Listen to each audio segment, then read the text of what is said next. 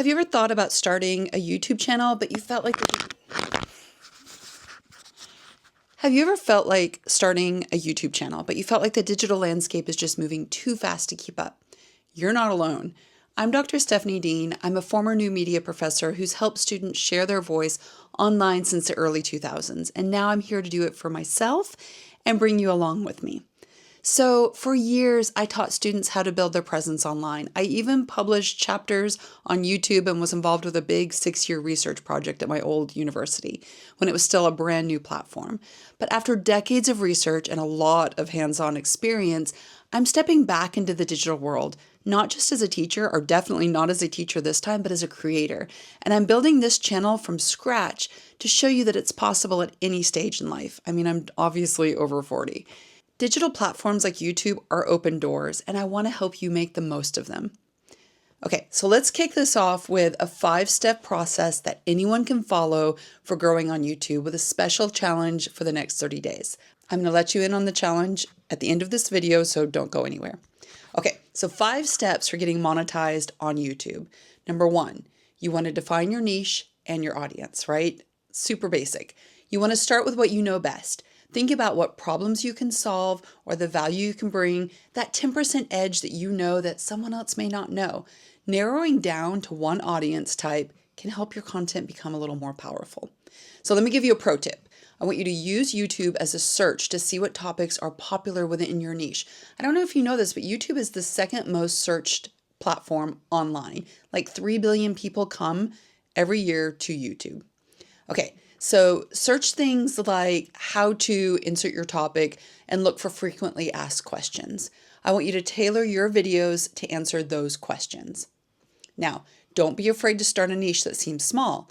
Sometimes the most specific niches have dedicated audiences. For instance, digital confidence for over 40 professionals, that might sound narrow, but it could resonate deeply with a target group that's kind of underserved and coming back to YouTube. So second, I want you to create a content plan and stick to it. I'm really bad about this. Pick a schedule that you can sustain once a week or weekly and choose a format like tutorials or interviews or how-tos. And that should align with your audience's needs. Consistency is more powerful than frequency at first. And then batch. Batch some content if you can. I want you to set aside a day to film several videos in one go, and that's going to save you time. It's going to give you a content cushion. If you have a cold like I do right now, that's going to give you a little bit of wiggle room so that you're not going to mess up your consistency. Many successful creators batch record, especially when they're starting out. Now, try to incorporate some themes that build on each other. For example, if your niche is digital communication like mine, create a mini series of videos that walk people through a process from A to Z, like Digital Confidence 101. That keeps viewers coming back for more. You're giving them a series. Number 3, I want you to optimize your titles and thumbnails and descriptions. Craft titles that are clear and searchable. That's SEO. I want you to include keywords your audience would use. For example, starting over, starting at 40, beginner tips. Those are words I'm going to use. Okay, so pro tip. Use high contrast, simple thumbnails. Faces and emotions in your thumbnails, those attract clicks. I want you to test different styles to see what your audience responds to, because a money niche and a reaction niche may be totally different responses to the thumbnails that you're making. So you're going to test it. And sometimes a small tweak in color or text makes a huge difference. What I want you to also do is check out what's working in your genre by studying up to 3 channels in your niche. I want you to note common words in their titles, thumbnail styles, and descriptions, and then adapt these elements to fit your brand, but not with copying. We don't copy here. We don't plagiarize. Okay, number 4, I want you to engage with your audience. Always reply to comments. Always acknowledge your viewers.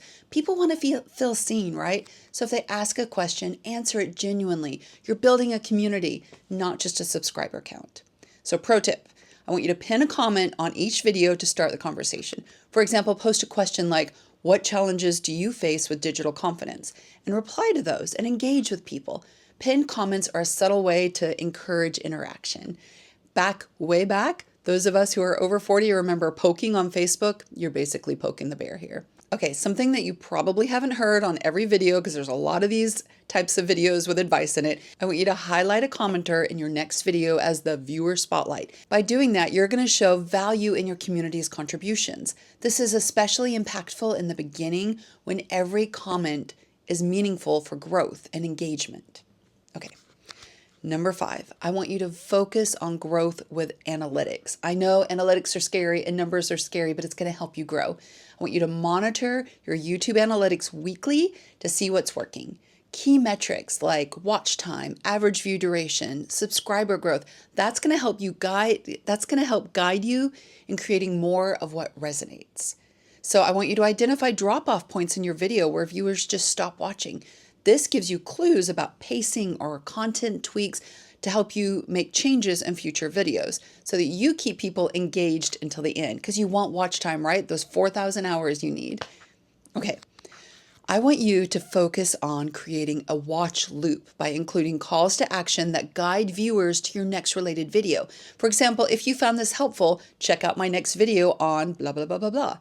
Retaining viewers within your channel improves your watch time and boosts your reach on YouTube. YouTube likes that. They like that. The algorithm likes that. They're like, oh, if someone's watching you for this many hours, let's show them more of your stuff.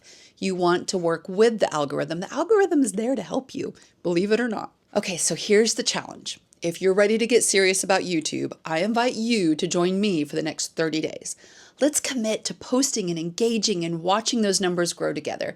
Each week, I'm going to check in on progress here, so subscribe, hit that notification bell to stay on track with me. We're going to do this together.